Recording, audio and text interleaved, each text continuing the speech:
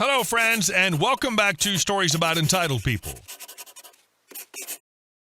Today's story is about workplace toxicity, unfiltered honesty, and the rare moment when someone is told exactly why people avoid them. In a fully remote office, one coworker crossed every line imaginable until a simple question exposed the truth. What happened next didn't involve HR, shouting, or revenge, just silence. But before we begin, best way to support our channel is to leave comments, like, and subscribe with the turned-on bell so you don't miss the new video every single day. Here we go. A toxic coworker wasn't invited to a party. When she asked why, the answer was, "Because you're mean." I work in a very small office. There are 5 of us plus the boss, and even though we're technically a team, we all work remotely. Because of that, every interaction we have is either on calls, chat, or email. There's no escaping someone's personality when that's the setup. Unfortunately for us, one coworker has made herself impossible to ignore. She's the kind of person who drains the energy out of a room, even through a screen, mean, rude, condescending, and constantly looking for someone to talk down to. Every conversation with her feels like a test you didn't study for. Except instead of being wrong, you're just beneath her. Nothing is ever her fault. Nothing is ever good enough, and she always seems to know exactly how to make a comment that sticks in your ribs. We've all learned to tolerate her in small doses. Mute buttons get used a lot. People keep their messages short. No one volunteers information around her unless absolutely necessary. It's survival, really. The description of remote work toxicity is painfully accurate. The line "drains the energy out of a room even through a screen" perfectly captures how a poisonous personality can permeate digital barriers, making mute buttons a tool of psychological survival. Yesterday, one of our coworkers turned 30. She's one of the nicest people on the team, helpful, patient, and genuinely pleasant to work with. To celebrate, a few people from the office got together after work and went to one of those paint and sip places where everyone follows an instructor and pretends they're artists for a few hours. It was casual, low-key, and clearly just meant to be fun. I didn't realize until the next morning that not everyone had been invited. The toxic coworker logged on already in a foul mood. From the second she joined the call, it was like she decided today was the day to burn every bridge left standing. She started nitpicking mistakes from projects that were finished months ago, pulling up old emails and loudly correcting people over things that had already been resolved. Then she got personal. She made a comment about one coworker's work ethic, took a dig at another's presentation skills. At one point, she actually called the birthday girl fat during a team discussion, which was so out of line that the call went completely silent. The irony, of course, was staggering. This woman's easily 300 pounds herself and not exactly in a position to be commenting on anyone else's body. She wasn't done. When my phone rang while I was already on another line and I didn't pick up immediately, she snapped, "What's wrong with you? Do you think you're too important to answer the phone now?" That's when it became obvious this wasn't just her usual behavior. She was angry about something specific. She was taking it out on everyone. The escalation here is brutal and telling. Her cruelty moves from professional nitpicking to deeply personal attacks, revealing the birthday party as the obvious trigger. The call about weight isn't just mean, it's a glaring act of projection, highlighting her own insecurities. Eventually, she turned her attention to me directly and asked in that syrupy, aggressive tone she uses when she wants information, "So why didn't what's-her-name invite me to her party?" I told her the truth without dressing it up. I said, "You should probably ask her, but if you're upset about not being invited, you don't get to treat everyone like garbage all day." She stared at me through the camera like she couldn't believe someone had just said that out loud. A few minutes later, she did exactly what I suggested. She messaged the birthday girl privately and then, apparently unsatisfied, decided to confront her on the next team call.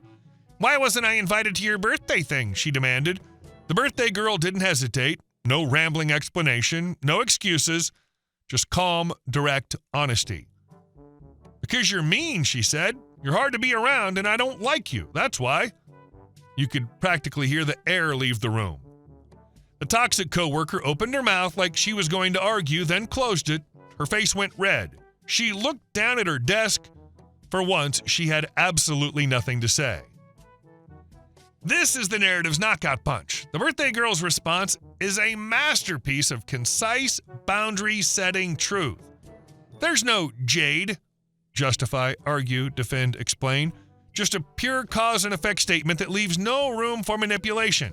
The toxic coworker's speechlessness is the sound of a distorted self-image shattering. Since that moment, she's been silent. Not fake silent, not passive-aggressive silent, just quiet. She still logs on, she still does the bare minimum required, but the constant commentary, the insults, the smug superiority, all of it disappeared overnight. No one celebrated openly, no one said finally, but the shift was unmistakable. Meetings were calmer, messages were shorter and professional. For the first time in a long time, it felt like everyone could breathe again. Sometimes people spend years wondering why they're excluded, why no one wants to be around them, why invitations stop coming. And sometimes the answer really is as simple as someone finally being honest enough to say it out loud. Turns out, silence is a lot easier to work with than cruelty. The aftermath is fascinating. Her genuine silence suggests a rare moment of self-reflection, not just sulking. The team's quiet relief, everyone could breathe again, speaks volumes about the toll of sustained toxicity. The final lines crystallize the story's core theme. Exclusion is often a natural consequence of behavior, and direct, unvarnished feedback can be a strangely merciful gift. And our next story. A drunk driver harassed women and parked illegally. I let him collect tickets until the sun came up. Years ago, I worked private security on the graveyard shift in one of the busiest tourist districts in the city. This wasn't mall cop nonsense. We were uniformed, licensed, trained, and posted at more high-value properties where the average car in the garage cost more than most people's houses. Think supercars, luxury sedans, celebrities passing through quietly, and business travelers who did not appreciate chaos. One of my main responsibilities every night was keeping the loading and unloading zone in front of our building clear. It wasn't a suggestion, it wasn't a courtesy, it was a necessity. At all hours, we had shuttles, taxis, delivery trucks, private drivers, and guests coming and going. If that curb got clogged, the entire block turned into a nightmare. The curb was painted bright white and marked in massive lettering that read, "Loading and unloading only, no parking." Right at the end of the zone was a single, unmistakable handicap stall, painted aggressively blue and marked so clearly that even the drunkest idiot should have been able to tell it apart. The opening does a great job establishing the stakes. This isn't just any curb, it's the linchpin for the whole block's functionality. And the aggressively blue handicap stall is a perfectly placed Chekhov's gun. Now add context. Our building sat directly across the street from several major nightclubs. Every Friday and Saturday night, the area turned into controlled chaos. Drunk fights, vomiting in planters, people having sex in alleys who definitely just met, girls in outfits that defied physics, guys who thought cologne replaced personality. It was loud, crowded, and non-stop until sunrise. Plenty of clubbers used our valet service, paid the fee, parked legally, and went about their night. Others, however, decided they were special. They figured they could just dump their car in the loading zone and disappear until morning. Early in the night, my coworkers and I would patrol aggressively. We'd warn people before enforcement got involved. Honestly, we preferred it that way. Fewer tickets meant less drama, less traffic, and less paperwork for everyone. Most people were grateful. Some laughed in our faces. Those people got tickets. The contrast between controlled chaos at the clubs and the OP's world of procedure is fantastic.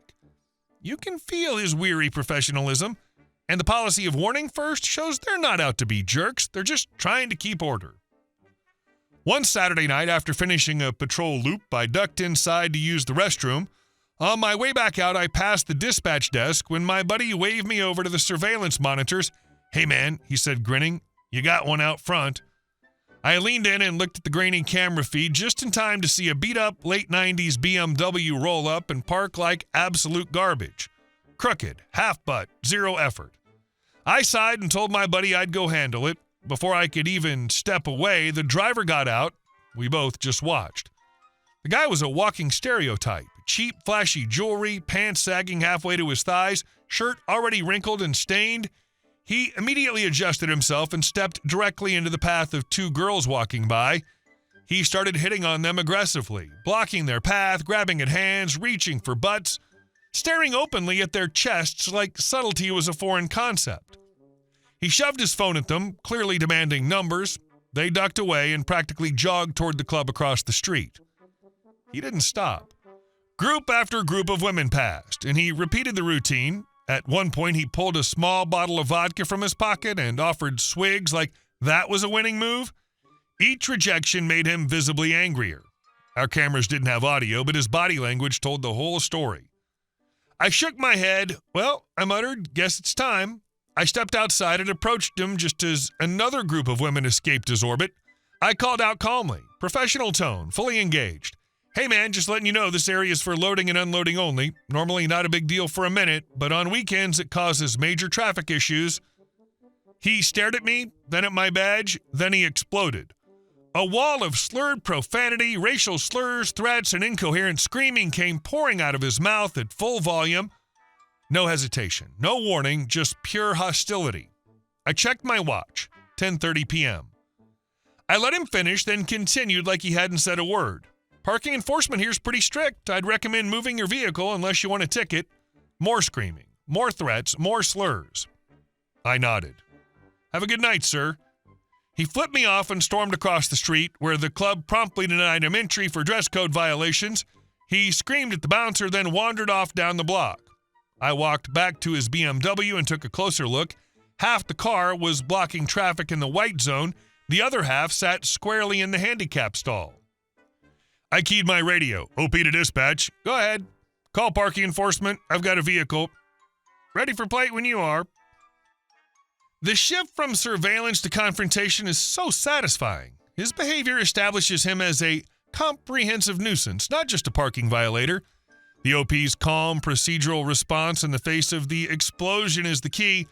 It's the first step in letting the guy hang himself with his own actions. About 15 minutes later, parking enforcement rolled up. Same guy we saw all the time on weekends. He didn't even need me to explain much. One glance at the BMW told the whole story. Crooked angle, rear end sticking into traffic, front end bleeding into the handicap stall like it belonged there. He shook his head, chuckled once, and went to work. First ticket, $90 for parking in the white loading zone. Second ticket, $900 for occupying a handicap stall without a permit. He slapped both tickets under the windshield wiper, wished me a quiet rest of the night, we both laughed at that, and drove off. I went back inside, grabbed a snack, and figured that would be the end of it. Usually was. Most people come back furious, peel off the ticket, curse the universe, and leave. But this was not most people. A couple of hours later, just after midnight, two familiar uniforms walked through the lobby, local patrol cops, Jones and Morris. They stop by our building all the time to say hello, use the restroom, grab coffee, or just check in. Good guys, professional. Zero patience for idiots. Dispatch radioed me. Hey, OP, is that Jones and Morris? Sure is. There was a pause. You gonna do what I think you're gonna do? Yep. Jones and I stepped outside for a cigarette while Morris hovered nearby pretending not to judge us. While we smoked and chatted, I casually nodded my head toward the curb. Hey, Jones, I said as casually as possible. You see that parking job out there? We all walked over to the corner where the BMW sat under the streetlight, the two tickets flapping dramatically in the wind like they were proud of themselves. Morris peeled one ticket off the windshield, scanned it, then looked at the second. What's the story? I gave him the short version, the harassment, the threats, the refusal to move, the failed attempt to get into the club. Jones looked at Morris. Morris looked at his watch. Then Morris looked back at me. You got the time? I checked my phone. 12:27 a.m. Morris smiled slowly. Well, he said, that's a whole new day now, isn't it? He pulled out his ticket book.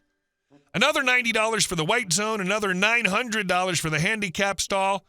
As he finished writing, Morris paused and leaned back, eyeing the BMW like it personally offended him. Hey, Jones, he said thoughtfully, this car looks like it's parked more than 12 inches from the curb. What do you think? Jones squinted dramatically. Yeah, he nodded. Looks about right. Morris grinned and wrote another $120 ticket for improper curb distance, slapped it neatly onto the growing stack, and stepped back to admire his work. I shook both their hands. They went back on patrol. I went back inside, absolutely glowing.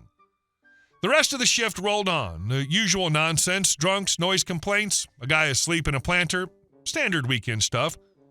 Then around 5 a.m., dispatch nearly gave me a heart attack. "Hey, OP, are you still on that call?" I jumped. "Negative. I cleared it earlier." "Respond to dispatch ASAP." I sprinted down to the surveillance desk where half the team was already gathered, laughing so hard some of them had tears in their eyes. Sunday morning street cleaning had arrived. Parking enforcement was back. The BMW had just earned itself another round of tickets.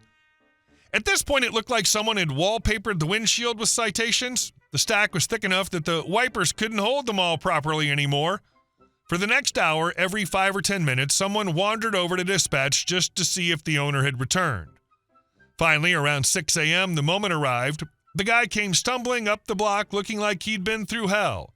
Shirt filthy, pants sagging even lower than before, one shoe scuffed to death, face scratched up like he'd lost at least one fight he didn't start. We watched in silence as he stopped dead in front of his car. He stared at the windshield, then he slowly, carefully started peeling off the tickets one by one. He stood there shuffling through them like a confused toddler holding Pokemon cards, clearly trying to process how his night had gone so catastrophically wrong. His shoulders slumped, the confidence was gone, replaced entirely by defeat. He got into the BMW and drove off without saying a word. The entire room erupted. High fives, laughter. Someone actually applauded.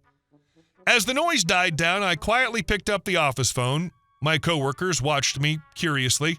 I dialed, put it on speaker. 911, what's your emergency? Yeah, hi, I said calmly. I'd like to report a possible drunk driver. I have the vehicle and driver description when you're ready. The dispatcher asked for the details, and I gave them calmly. Vehicle description, direction of travel, driver behavior, time last seen. I made sure everything was factual, neutral, and boring. Because when you're right, you don't need drama.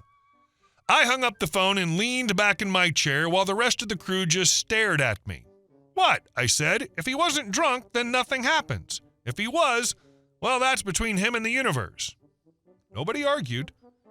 The shift wound down after that. Sun started creeping up over the buildings, painting the street in that ugly gray-blue light that makes everything look worse than it already is. Club music faded. Vomit got hosed off sidewalks. The city did what it always does, pretended nothing happened.